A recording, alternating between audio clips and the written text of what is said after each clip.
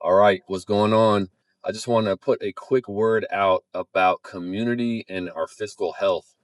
So, I was getting back from a run recently, and when I got to the entrance to my neighborhood, there was a guy with a food truck, and he was selling American food, hot dogs, hamburgers, and things like that. But he had mango lemonade. So I saw that and I was just praying this guy took Apple Pay because I only had my phone on me and I was kind of in a rush. I need to pick up Gabby from work.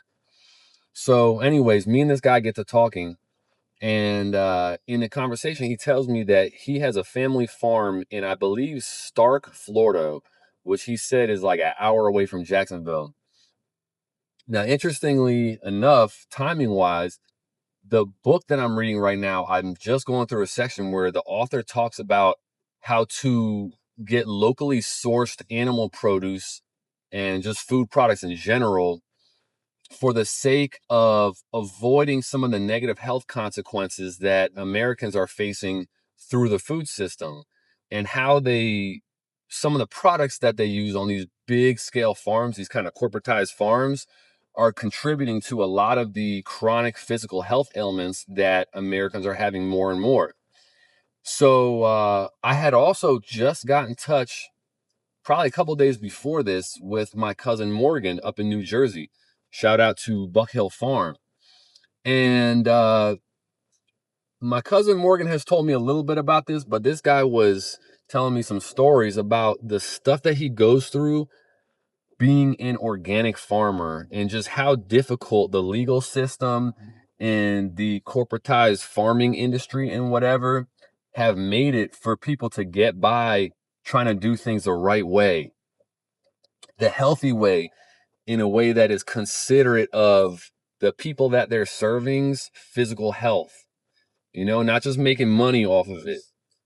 And so, anyways, I asked the guy if he had any interest in putting the name of his farm out there, and he said he's good. He doesn't want any like publicity. Not that I have like a bunch of followers or whatever, but he doesn't know that.